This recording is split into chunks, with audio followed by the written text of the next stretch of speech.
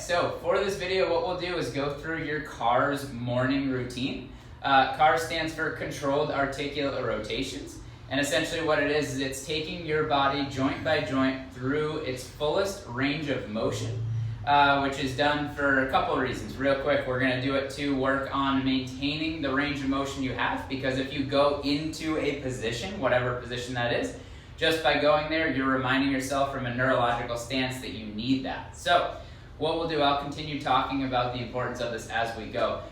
When you do these CARS, we're going to work at about 30% effort, and what I'm looking for is that just the joint that you are moving is the one that's moving. So as I go through my neck, I want to be mindful of not letting my back go into this or any other joints. So starting with the neck, what I'm going to do here is create a little tension through my body. I'm going to tuck my chin to my chest. From there, I'm going to scrape my chin over my left shoulder, look behind my left shoulder. I'm going to bring my left ear to my left shoulder, start to bring my chin towards the ceiling. As I come over to the right, come down, right ear to right shoulder, look behind the right shoulder, scrape my chin to my sternum. Reversing, my chin goes to the right, looking behind right shoulder. I bring right ear to right shoulder, up towards the sky, off to the left. Coming back down, chin to chest. We'll go one more each direction, scraping chin over the left, looking behind me, dropping to the side, coming up overhead, looking up to the right, coming down as I come to center. One more half rep here.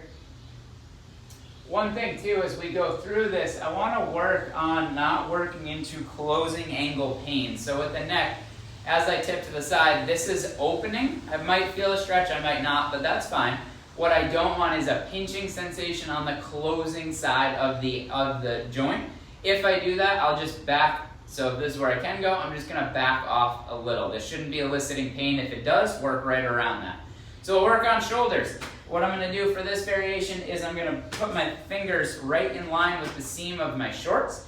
From here, I'm going to roll my shoulders forward into protraction. I'm going to shrug. Keeping my fingers on the seam, I'm going to pull back. Then I'm going to depress. I'm going to roll forward, shrug, pull back, depress, reverse that, staying pinned back. I'm going to shrug. I'm going to protract. I'm going to depress, retract, shrug, protract, depress. Again, just isolating the joint we're doing. I'll work on shoulders. So I'm going to take a stance here, create tension with the opposite side. I'm going to externally rotate that right shoulder. From here, I'm going to come across my body. Once I can't go any higher, I'm going to start coming overhead as far back as I can. Once I can't go any further, I'm going to internally rotate this upper arm, and my palm faces away as I start to rotate. Common faults here are going to be tipping to the side or opening my chest. Here, I'm just going to work on opening just that shoulder. I continually internally are rotating into extension behind me, and then I lower in by my side. My thumb is facing backwards. From here, I'm going to reverse that. I'm going to go up into extension as high as I can, not letting my chest go forward. I'm going to start to externally rotate. My palm faces away as I start coming up and overhead. Then from there, I'm going to start to externally rotate as I come across my body back into the side. Again, externally rotating as I come up and over. That comes all the way into flexion overhead. I start to internally rotate the shoulder, not moving the rest of my body, into extension, back in by my side, reversing directions into extension. I externally rotate, start peeling overhead, coming across and back down. Same thing on the other side. Externally rotating, I'm going to come across the body. I'm going to come up overhead. Again, if I have pain, I'm going to stay out of that range of motion and work around the pain and then go back to where I can pain-free. I'm going to go back into extension. I'm going to externally rotate, and I'm going to start peeling back, not letting my chest follow my arms till I'm overhead. Come across my body, lower in by my side, reversing directions, coming across. An adduction into flexion, internally rotating as I peel to the outside into extension. I come in by my side, again, my thumb's facing backwards. I go up. Once I can't go any more into extension, I start to spiral into external rotation as I come up and across, come over my body, and back in. We'll move on to elbows. So from here, standing by my sides, I'm going to supinate as much as I can. I'm going to use this elbow pit as a marker. I want this facing forward the whole time. If you notice you're in here, now I'm working the shoulder, not the elbow. So I'm supinated in this position. I'm going to try to be rotating this way as much as possible. As I come up, I'm going to bend the elbow as much as possible. Keeping the elbow pit forward, I'm going to pronate, and I'm going to work to full extension. I'm going to supinate, coming back up, squeezing, alternating into pronation, coming back down, keeping that position. I'm going to go back into flexion, holding there. I'm going to I'm going to supinate and then start to lower into extension. Pronate one more, coming up here, beautiful, and lowering down, moving slow, moving control. We'll move on to wrists. Keeping fingers locked, so I'm always in this position here and not bending. I'm going to pin my elbows by my side. Imagine the most important thing in your entire life is sitting on your forearms, so it's obviously your cell phone. From here, what I'm going to do is I'm going to turn, that was a dad joke by the way, I'm going to turn it's pretty funny, turn my pinkies towards one another. From there, I'm going to go down into extension, and I'm fighting to get this as close to my forearm as possible. I'm going to sweep to the outside, and I'm going to start coming up. From there, pinkies go in, coming down. My forearms are still paralleling one another and paralleling the floor. Pinkies come in, I reverse, I go out, making sure fingers are still straight. I'm working in, I'm coming up, I'm going out, I'm slowly coming down, I'm coming in, I'm coming up, and back to neutral. Well done. So we'll work on thoracic spine. So what we're going to do here is you're going to give yourself a hug. Now, this is a really easy position to manipulate your hips forward and back and rotate. So I want you to be super mindful about keeping them locked in place. So, giving yourself a hug. Elbows are in. I rounded my back. Not letting my hips move. I'm going to flex my spine without my hips moving. From this position, I'm going to keep my hips where they are, and I'm going to rotate to the left. My hips have not moved. Once I can't go any further, I'm going to side bend. Again, my hips don't move. Now I'm going to start tipping back behind me. As I'm moving back into extension, I start going off to the right. Spiraling to the right, side bending to the right, and moving into flexion. Reversing directions. I'm going to stay flexed. I'm going to rotate as far right as I can, keeping my left hip pulled back. Once I can't go any further, I side bend laterally to the right. I start tipping back without pushing my hips forward. From here, I cycle off to the left. I start rotating into the left, side bending into the left, and into flexion. One more each direction. Holding hips where they are. Rotating left, side bend left. Start tipping back into extension. Onto extension, I start to move off to the right, rotating right. Side bend right, into flexion. From there, reversing direction, staying flexed. I rotate right, don't let that left hip move. I side bend, I work into extension. I'm tipping backwards without my hips going forward. Off to the left, coming in through and into flexion. Well done. We'll work on the rest of your spine. So I'm going to come down to hands and knees here. From this position, I'm going to go into the most rounded position I can with my spine. So I roll my hips under. Now it's really easy to cheat this and round your upper back a lot through your shoulders. So if I sink down, round all the way out, I'm going to find the middle and hold the middle. So I'm maximally flexed. Now, as if somebody is walking up your spine with their fingers, I'm going to start to tip my tailbone up towards the ceiling. My upper back and middle back is still rounded. My low back starts to arch. And then I'm going to slowly walk vertebrae by vertebrae into extension, moving up my back slowly to my upper back, and then finally my chin comes up, and I'm flexing all of this stuff on my back, getting that to contract. Now, holding this position, everything's in extension. I start from here to tuck just my tailbone under. Still in extension with the upper body, I walk vertebrae by vertebrae into flexion. slowly, it's like a tug of war trying to go vertebrae by vertebrae.